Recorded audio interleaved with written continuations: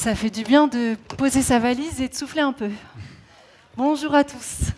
Bonjour, messieurs, dames, bonjour. On est très content d'être devant vous et de clôturer cet événement aujourd'hui. Je m'appelle Anthony. Moi, c'est Claire. On est artistes tous les deux, artistes de scène, et on adore mélanger la danse, le théâtre, les arts visuels, et surtout raconter les histoires de ce qui nous touche autour de nous et dans la vie d'une manière générale. Alors là, vous vous demandez certainement qui sont ces deux personnes qui débarquent sur scène avec deux bagages, deux valises qui datent des années 50. Vous savez quoi, messieurs, dames, on a tous un point commun aujourd'hui dans cette salle. On ne se connaît pas. Vous ne me connaissez pas, vous ne la connaissez pas, c'est la première fois qu'on se voit. Et pourtant, on a ce point commun, on a tous cette valise, ce bagage de vie, vous savez, qu'on se trimballe dans la vie, qui contient notre histoire. Nos souvenirs, nos émotions, tout ce qu'on a vécu en fait. Et tout ce qu'on vit, ça s'inscrit, ça se grave et ça laisse une empreinte.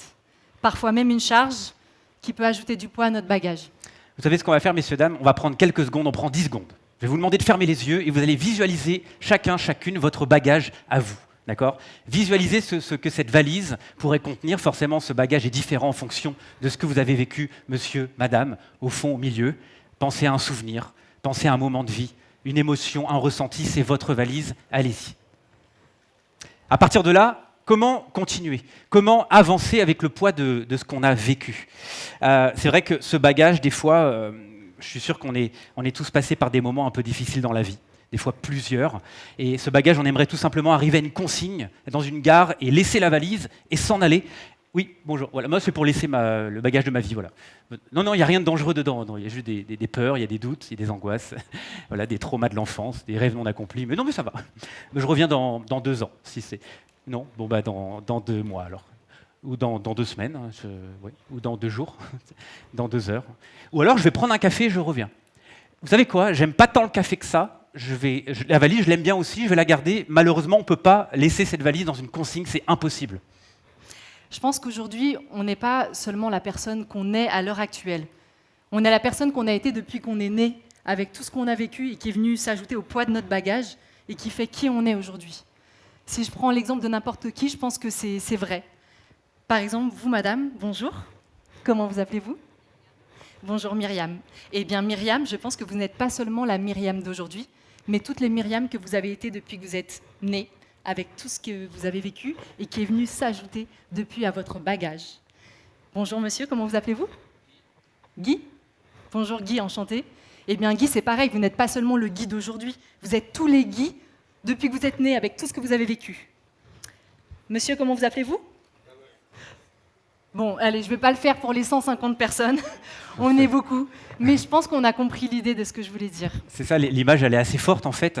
C'est bravo pour votre parcours, bravo d'être arrivé jusqu'ici. C'est vrai que Johan, tout à l'heure, il a diffusé une vidéo qui était assez magnifique, qui disait « Vous êtes formidable, vous êtes super ». Franchement, vous êtes super, bravo d'être arrivé jusque-là, vous pouvez vous applaudir très fort, vraiment, j'insiste. Mesdames et messieurs, tout le monde, bravo pour le chemin parcouru, même s'il y en a qui ont plus de mérite que d'autres. Voilà. Avec Claire, on s'intéresse beaucoup en fait, aux gens qui nous entourent, les gens qu'on est amenés à rencontrer dans la vie de tous les jours, qu'on ne connaît pas, dans la rue, dans les transports, à la boulangerie, quand on fait les courses, peu importe. Et on s'est longtemps questionné sur ce par quoi ces personnes sont passées pour devenir les personnes qu'elles sont aujourd'hui.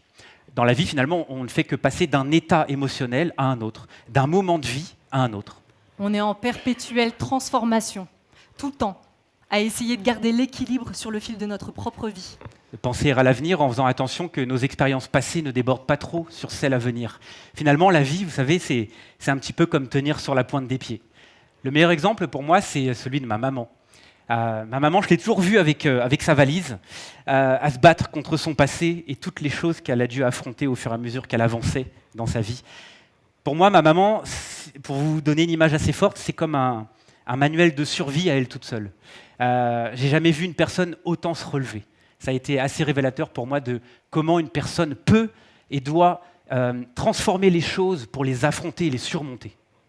D'ailleurs, on ne réagit pas tous de la même manière à ce qui nous arrive.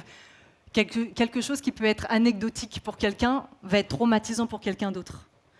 Et ça, c'est vrai que c'est particulier et propre à chacun. Moi, par exemple, je suis très sensible à ce qui m'entoure, à ce que je vois, à l'actualité, etc.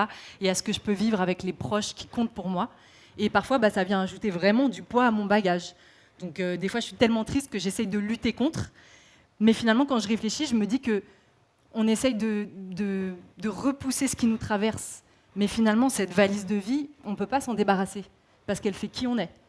À nous, dans ce cas-là, de trouver cette petite chose légère à l'intérieur qui va vraiment nous apporter cette légèreté pour avancer. Des fois, on l'a juste oublié, et je me demande si c'est pas là que nos rêves interviennent. Des fois, on les a laissés de côté, mais le plus important pour se transformer, c'est de puiser dans ce qui nous anime réellement. C'est se mettre soi à l'honneur. Se dire que c'est possible, comme quand on était gamin et qu'il n'y avait rien d'impossible. Le meilleur exemple pour nous, c'est notre art, de prendre ces thématiques de bagages, de transformation perpétuelle pour avancer dans la vie, et d'en avoir fait le thème principal de notre spectacle, et tout simplement d'être là devant vous et d'en parler.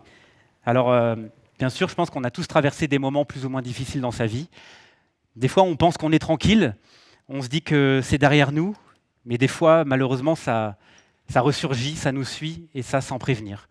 Le plus dur, c'est de continuer à continuer.